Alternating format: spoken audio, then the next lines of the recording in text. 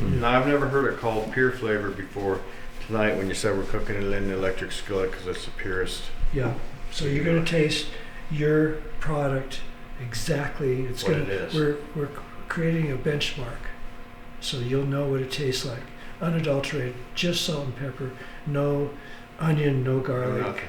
no rosemary, no thyme. No nothing. And believe me, it's the best this way. It's your fat is really delicious. It's the difference. It's irritating. What's the bull JR juice? Right.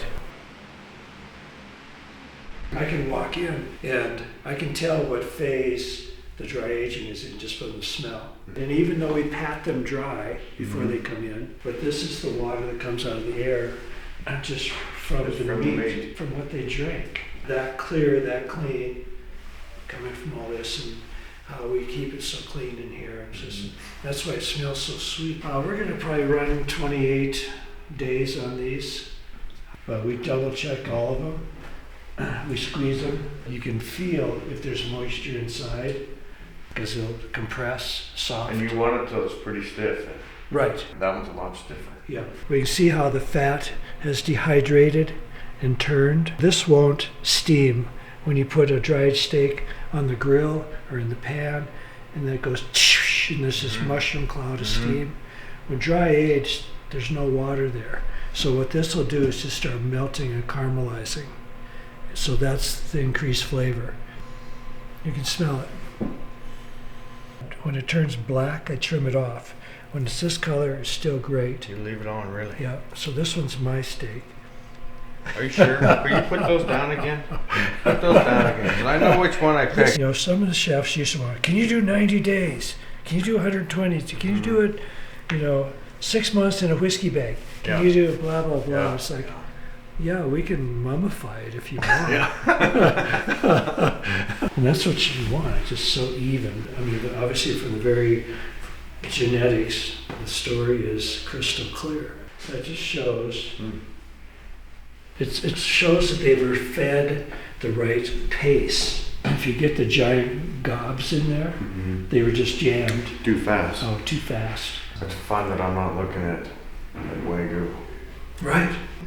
So these are salt crystals. They create a salt crust, and that's what really goes with the fat.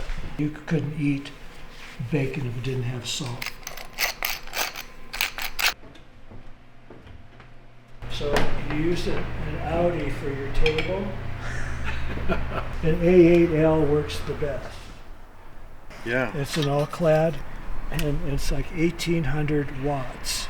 So it's like really, it's got the power, it's got the muscle. And so we're just going to coat the pan, and we'll leave these pieces in just to keep caramelizing a little fatter.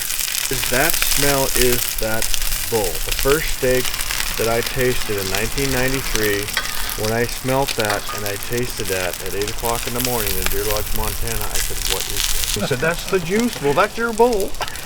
And I was hooked from then. I was living, I didn't on this one.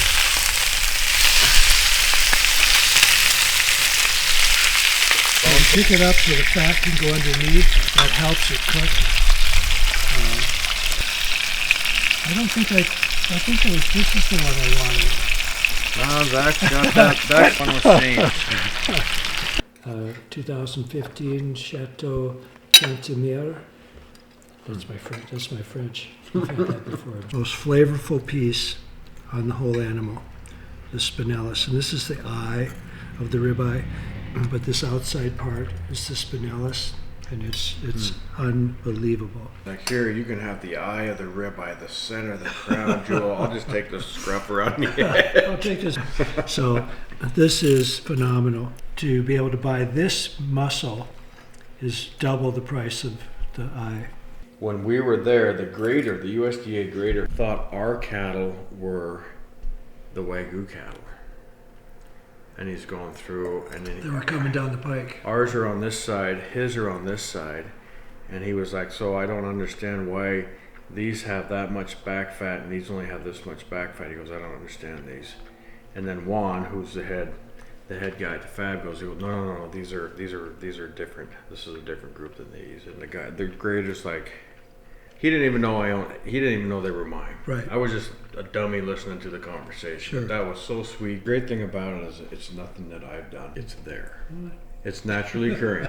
You know what I mean? Right. But if you don't start with this genetically, like you're saying, if it's not there, you can't create it. Artificial. Right. It's purely authentic. Right, exactly. That satisfaction is really a challenge to find in today's society, because everything's been adulterated, manipulated.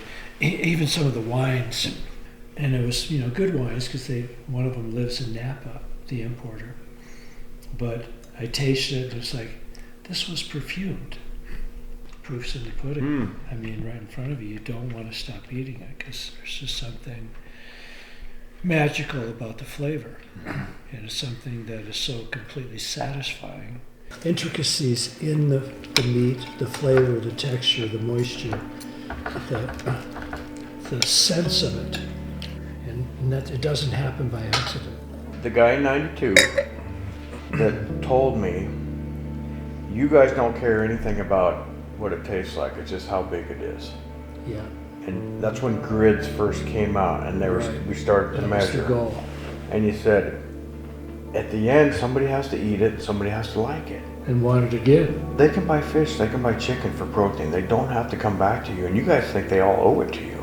And that really sunk in with me. I was 24 when he first told me that. I was like, wow. Damn the torpedoes.